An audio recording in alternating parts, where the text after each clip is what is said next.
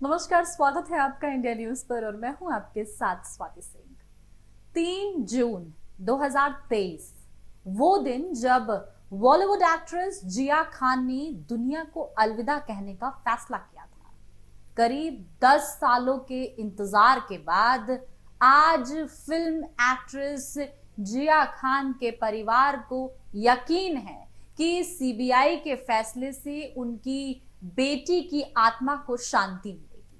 अपनी मौत से पहले जिया ने एक दो नहीं बल्कि 6 पन्नों का एक लंबा सुसाइड नोट लिखा था, जिसमें उसने अपने बॉयफ्रेंड और एक्टर सूरज पंचोली पर संगीन आरोप लगाए थे। जी हाँ, एक्ट्रेस की मौत के बाद उनके घर से जो लेटर बरामद किया गया था उसे सीबीआई की चार्जशीट में दाखिल किया गया। सीबीआई ने सूरज पंचोली पर भारतीय दंड संहिता की धारा 306 के तहत सुसाइड के लिए उकसाने का आरोप लगाया। निशब्द और गजनी जैसी फिल्मों से लाइमलाइट में आई जिया खान महज 25 साल की उम्र में अपनी मौत से पहले 6 पन्नों का आखिरी खत लिखकर मौत की नींद सो गई थी। आखिर जिया ने उस लेटर में क्या लिखा था? क्यों उन्होंने सूरज पंचोली पर संगीन आरोप लगाए थे? आज आपको बताते हैं कि सीबीआई को मिले लेटर में जिया ने क्या क्या लिखा था।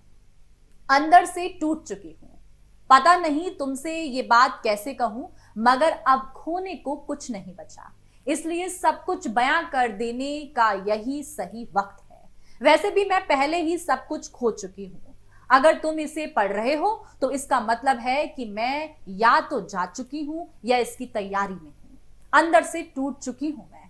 तुम्हें शायद इस बात का पता ना हो, मगर तुम्हारा मुझ पर ऐसा असर था कि मैं टूटकर प्यार करने लगी और उस फेर में खुद को पूरी तरह भुला दिया, खो दिया। मगर तुम थे कि मुझे तड़पाते रहे थे, तकलीफ देते रहे थे। रोजाना तुमने मेरे उन सपनों को चूर चूर कर दिया।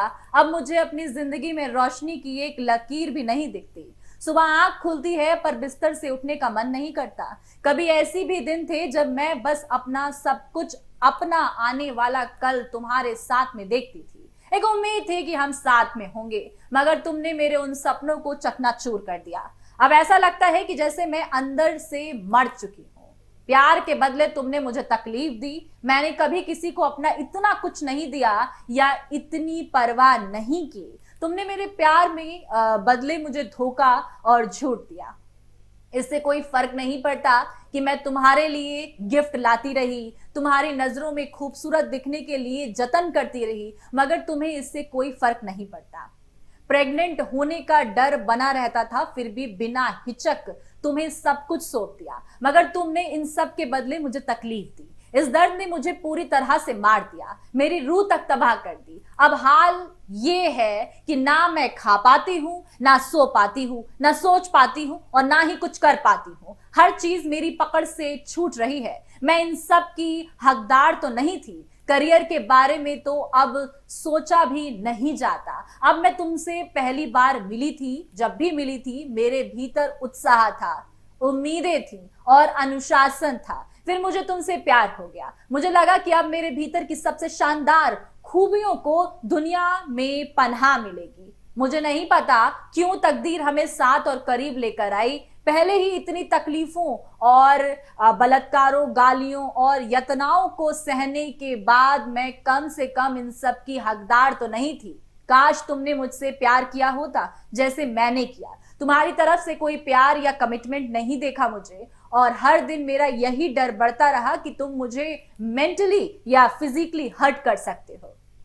तुम्हारी जिंदगी बस औरतों और पार्टियों के इर्द गिर्द घूमती थी, जबकि मेरी जिंदगी मेरे काम और तुम्हारे बीच ही बसी थी। अगर मैं यहाँ रुकती हूँ तो तुम्हारी कमी खलेगी, तुम्हारी जरूरत महसूस होगी। इसलिए मैं अपने 10 साल के करियर और उससे पनपे सपनों को अलविदा कहकर जा रही हूँ। काश तुमने मुझे प्यार किया होता जैसे मैं तुमसे प्यार करती थी। मैंने हमारे फ्यूचर का सपना देखा था, मैंने हमारी सफलता का सपना देखा था। मैं इस जगह को टूटते सपनों और खाली वादों के साथ छोड़ते हुए जा रही हूँ। अब मैं बस इतना चाहती हूँ कि सो जाऊं और फिर कभी भी ना उठूं। तुमने मुझे अकेला और कमजोर महसूस करा दिया। ये देखा आपने कि ये 6 पन्नों का लेटर जिया खान ने मौत से पहले लिखा था। किस दर्द और किस तकलीफ से जिया खान जूझी थी, और सोचिए आज से 10 साल पहले ये खत लिखा गया और 10 साल बाद फिर इस खत की चर्चा हो रही है। इस खत को जब मैंने आपको पढ़कर सुनाया तो आपके जहन में भी कई इमोशनल ऐसे पार्ट होंगे जो बाहर निकल कर आए होंगे। आप भी सोचने पर मजबूर हुए होंगे कि कोई लड़की किस कदर टूट गई होगी जब वो ऐसा खत लिखने पर मजबूर हो गई। तो सोचिए ऐसे में देखना है कि जिस तरीके से अभी कोर्ट का फैसला आया है और सूरज पंचोली को बरी कर दिया गया, लेकिन ऐसे खत जब सामने आते हैं तो ये बताते हैं कि एक तरफा प्यार में सिवाय दर्द के कुछ नहीं मिलता। और आजकल हम जितने मामले देखते हैं उसमें एक तरफा प्यार में ही आत्महत्या के मामले सबसे ज्यादा सामने आते हैं, फिर चाहे वो लड़की हो और या फिर लड़का। ऐसे ही तमाम अपडेट के लिए आप हमारे साथ बने रहें और देखते रहें इंडिया न्यूज। धन्यवाद।